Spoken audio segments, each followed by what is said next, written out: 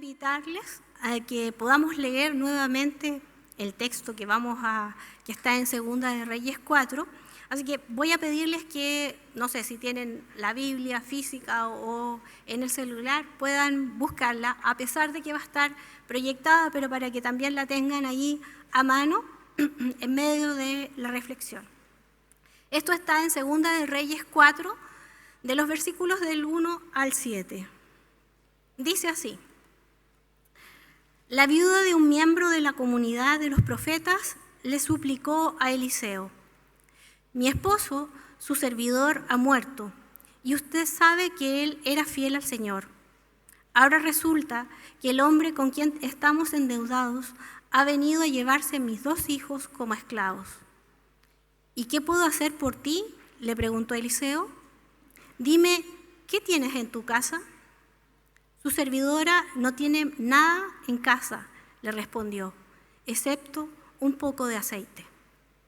Eliseo le ordenó: sal y pide a tus vecinos que te presten sus vasijas, consigue todas las que puedas, luego entra en la casa con tus hijos y cierra la puerta. Echa aceite en todas las vasijas y a medida que las llenes, ponlas aparte. Enseguida la mujer dejó a Eliseo y se fue. Luego se encerró con sus hijos y empezó a llenar las vasijas que ellos les pasaban. Cuando ya todas estuvieron llenas, ella le pidió a uno de sus hijos que le pasara otra más, y él respondió: ya no hay. En ese momento se acabó el aceite. La mujer fue y se lo contó al hombre de Dios, quien le mandó: ahora ve a vender el aceite y paga tus deudas. Con el dinero que sobre podrán vivir tú y tus hijos.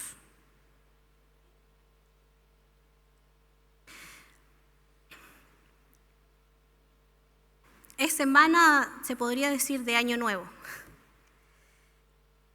Pero me acordaba de un año nuevo en especial que yo viví en la llegada del 2000.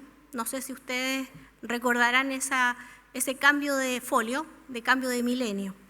El 2000 traía bastantes preguntas, interrogantes, y yo no sé si se acuerdan que esa noche o esos días de final de 1999 era que podía pasar cualquier cosa, en las computadoras, con los bancos, con los aviones. Había como una cosa como un estrés mayor que el que se vive siempre en los fines de Año Nuevo o los fines de año.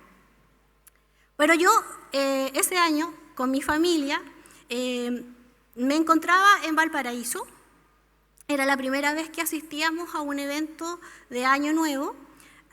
Cada año en la familia y en la casa de mis abuelos paternos, la tradición era ver los fuegos artificiales de Valparaíso, pero en la televisión. Y ahí en medio de los abrazos uno iba viendo este espectáculo. Ese año entonces era especial porque comenzaba un nuevo siglo y nosotros habíamos ido como familia a Valparaíso. Recuerdo que ese día fue toda una aventura, porque fuimos en la mañana, estuvimos en un lugar estacionados en el auto, esperando que llegara, hasta que llegó esa hora, que eran las 12, y minutos después comenzó el espectáculo pirotécnico. Fue una experiencia única, extraordinaria, mucho ruido, muchos colores, muchas luces, y en especial ese año porque se conmemoraba también algo con algunos mártires de bomberos, por lo tanto parece que el espectáculo pirotécnico había sido mucho mayor, había más fuegos artificiales. Entonces con ese estruendo, mirando así al cielo en la noche y tratando de ver esto, en medio de todo ese estallido, yo pensaba en qué momento aparece el Señor. Porque para mí era como el momento espectacular en que tendría que aparecer un milagro grandioso y aparecer Dios, no sé, bajaba Jesús o se veía la mano de Dios, no sé, pero algo tenía que pasar porque era esplendoroso y con un ruido. Y yo decía, en un momento se va a caer el cielo, se va a abrir, esto va a pasar algo. No pasó nada. No pasó nada. Pero, ¿por qué les digo esto y les cuento esto? Porque a veces nosotros pensamos, y realmente los relatos de la Biblia, en las Escrituras, vemos que los milagros son hechos portentosos, maravillosos, grandiosos, así, apoteósicos. Y este texto y este relato es un milagro simple y grandioso. Como que es paradójico. Si siempre los milagros, si vemos en el Antiguo Testamento, los milagros que cuentan es que Dios abrió el mar, que cayó maná del cielo, que hubo codornices que cayeron y el pueblo se alimentó, que Dios sacó al pueblo y lo liberó y les dio una nueva tierra, como hechos grandiosos. Cuando vemos en el Nuevo Testamento, también vemos a Jesús como también con multiplicaciones a muchas personas de alimento, con milagros que todos lo ven, porque este era ciego y ahora no ve, que la mujer, no sé, del flujo de sangre, que este que estaba muerto resucitó, y todos participan de ese milagro como que todos lo ven. Este milagro que leemos y que nos va a acompañar en esta reflexión es todo lo contrario.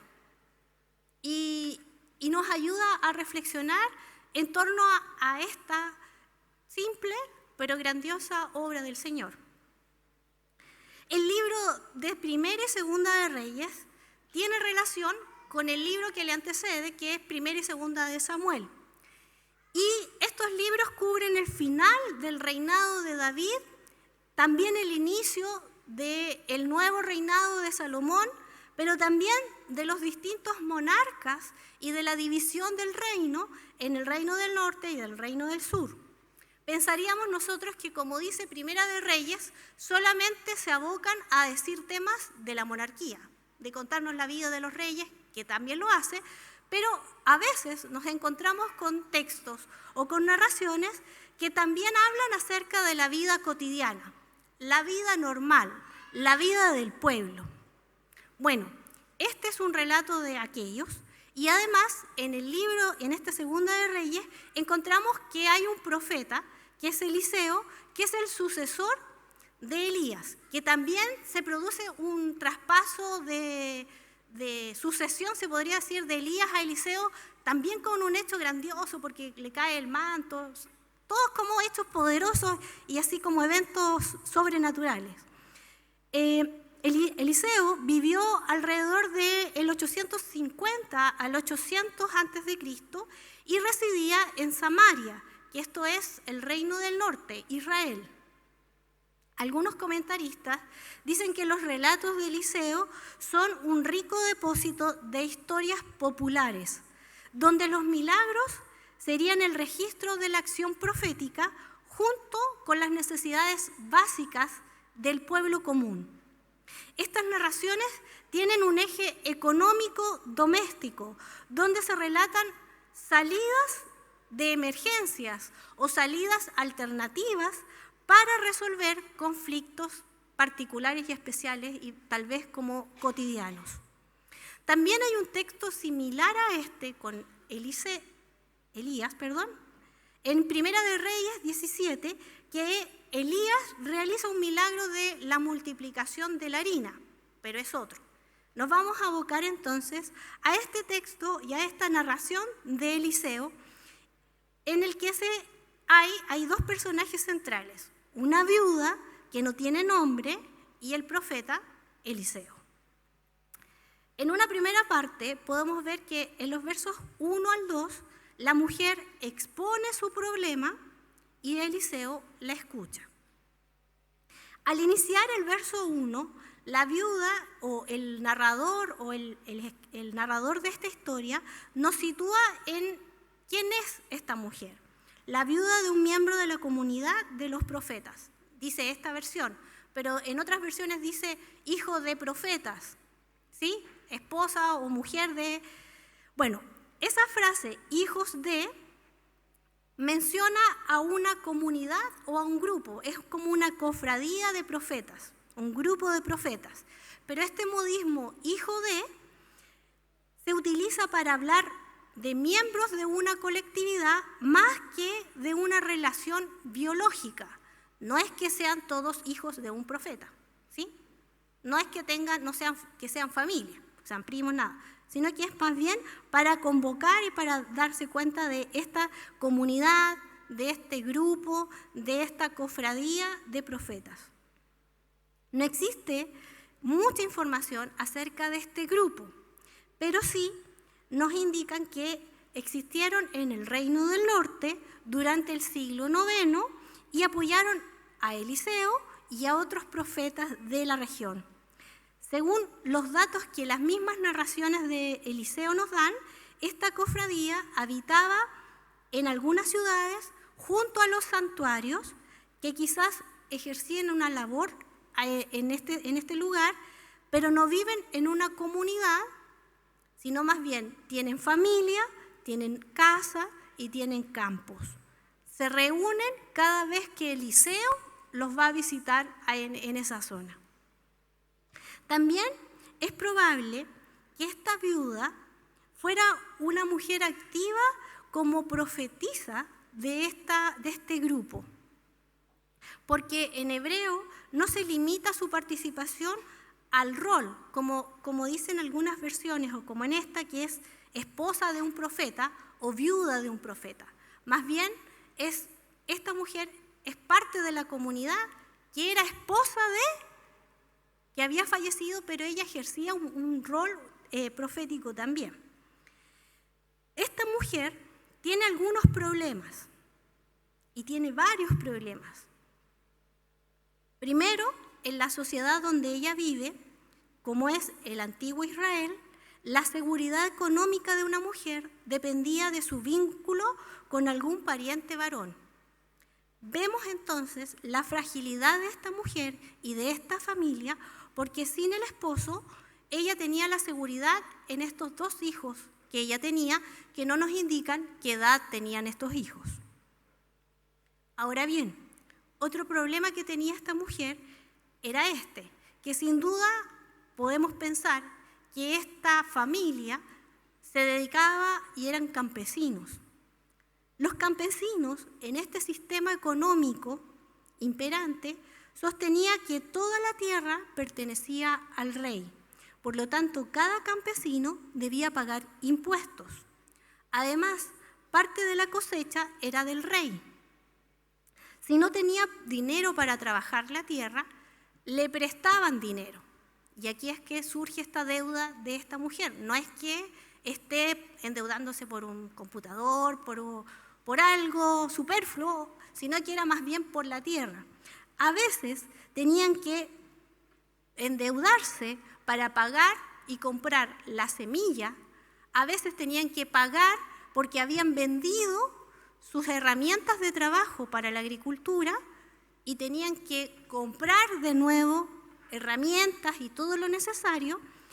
Si la cosecha era buena y tenían parte de esta, podían ir pagando sus deudas. Pero si la cosecha era mala, si había sequías, si había plagas, no tenían con qué pagar. El impuesto se pagaba igual al rey. La deuda con la persona que le prestó para comprar la semilla o para comprar las herramientas tenía que ser pagada. La situación que vive esta mujer y muchos campesinos de este tiempo era que el sistema económico era tan perverso que era poco probable que tú salieras de estas deudas. Era un sistema tan opresivo que te dejaba siempre endeudado. La mujer entonces tenía muchos problemas. Aparte de eso, que también nosotros podemos decir, ¿por qué ahora este acreedor le va a quitar a sus dos hijos y los va a hacer esclavos? Bueno, era lo que la ley decía. La ley de Moisés decía en Levíticos 25:39 que el acreedor puede tomar al deudor y a sus hijos como esclavos en el caso de que no puedan pagar su deuda, y solo podían ser liberados en el año sabático, donde eran libres y podían volver hacer su vida, entre comillas. Podemos imaginarnos la situación de esta mujer en estos 2 versículos. La situación de sus hijos. La crisis estaba llegando a esta familia y era una crisis bastante compleja. Con esa necesidad es que se acerca a Eliseo, el profeta. En los versos del 3 al 4, Eliseo le da instrucciones a esta mujer, que son bastante sencillas. Eliseo le indica qué debe hacer, pero algo interesante, en las instrucciones, no sé si ustedes se dieron cuenta, el profeta nunca ora o habla con Dios, sino que ni siquiera nosotros decimos, mira, esto le dijo Dios, así lo tenía que hacer. Estas instrucciones que nosotros a veces vemos en otros profetas, en este caso no sabemos, solamente es que el profeta le da las instrucciones. Y lo que le dice es que salga y pida a sus vecinos que le presten sus vasijas. En esta orden que hace Eliseo, hace que los vecinos participen de este milagro que va a acontecer. Tal vez los vecinos conocían la necesidad de esta mujer. Tal vez no sabían cómo ayudar porque estaban en la misma situación o a punto de caer en desgracia como esta mujer. No sabemos, pero el relato no nos dice nada si alguien le negó las vasijas y dijo, no, yo no te voy a prestar nada. No dice. Todos intuimos que todo el sector le prestó estas vasijas. Pero aún más, es interesante que esta viuda que había pedido prestado dinero, ahora el profeta le dice que vaya y pida prestado vasijas. ¿Se dan cuenta? Esta mujer había quedado endeudada por pedir prestado y ahora tiene que ir a pedir prestado nuevamente estas vasijas. A veces estas instrucciones nos dejan como, o este relato nos deja como con incertidumbre.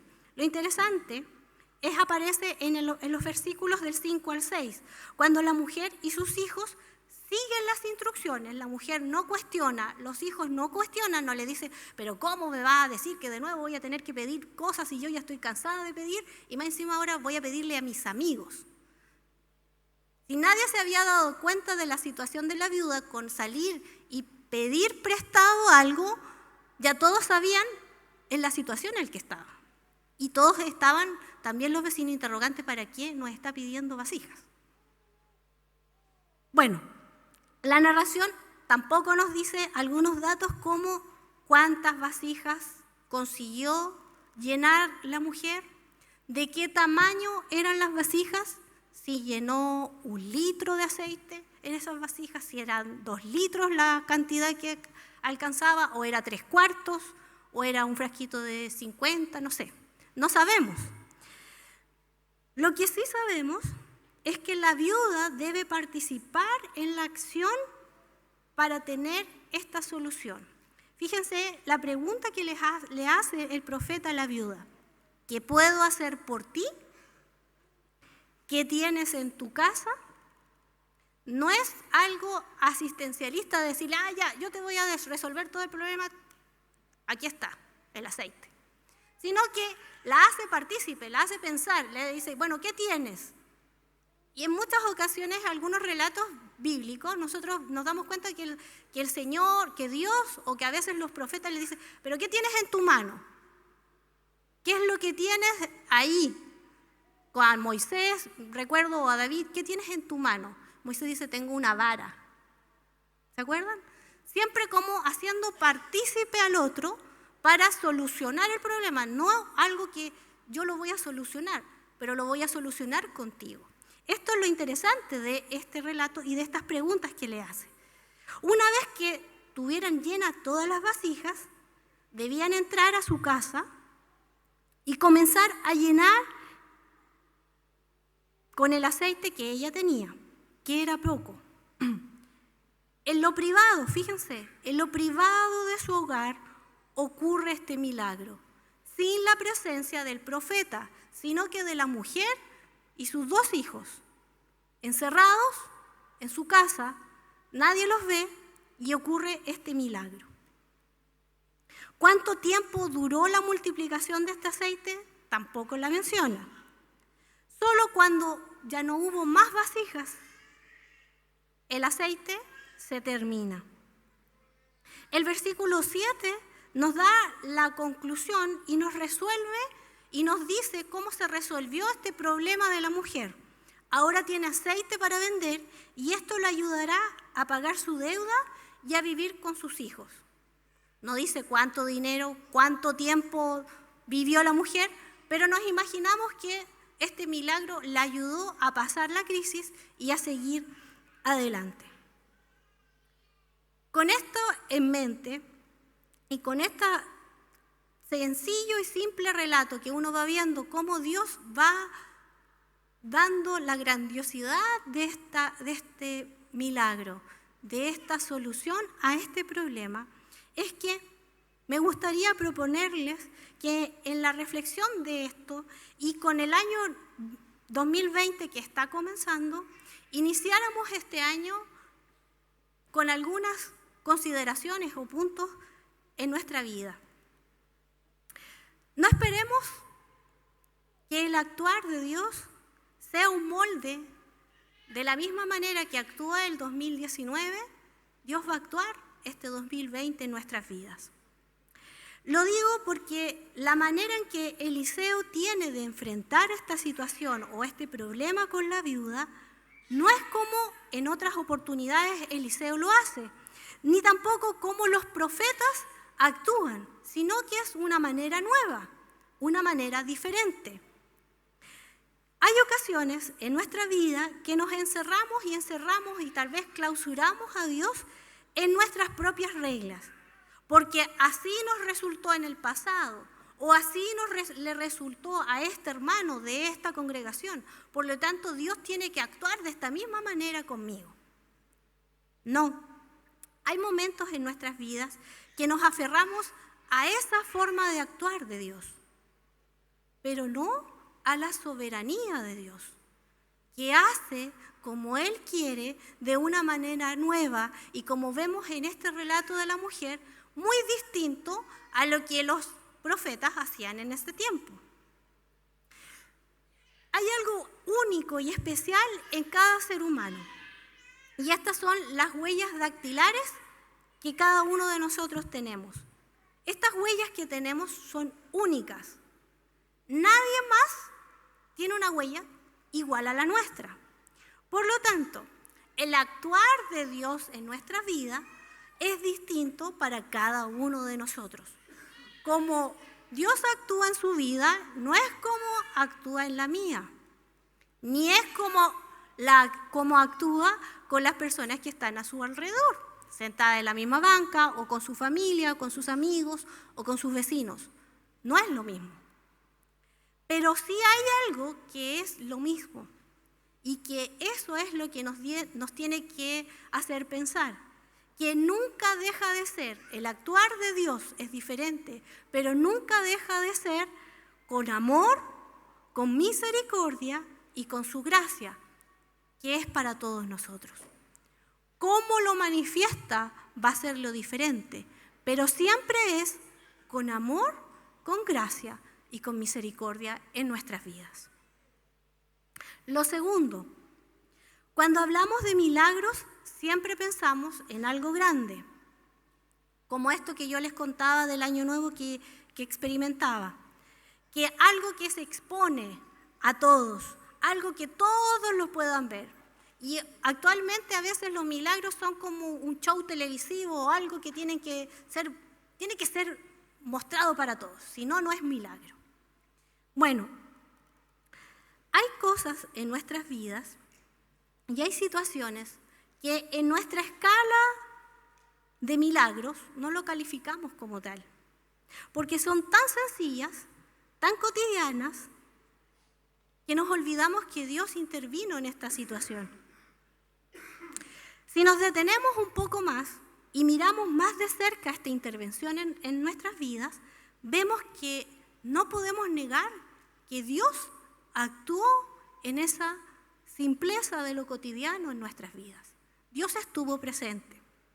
Y con esto, en la conversación, me acordé, en medio de los cultos, con una conversación, me acordé de algo, que uno dice, esto es, y para graficarlo solamente lo cuento. Cuando yo estaba estudiando diseño de vestuario, era mala para dibujar, y yo me metí a diseño de vestuario. Una cosa que no se entiende. Pero bueno, estaba como en el ramo y me iba cada vez peor. Y oré al Señor, obviamente, y le dije, Señor, si tú no me ayudas, yo no sé cómo lo voy a hacer. Pero yo no voy a poder aprobar este ramo de dibujo y los talleres que todo es como con dibujo a mano alzada. Oré al Señor. Y el Señor me ayudó a dibujar. Fue un milagro para mí en ese momento. Fue un milagro porque en realidad si yo miraba mis dibujos no eran buenos. Si los miraba después de pedirle al Señor, Señor, tú sabes mi necesidad,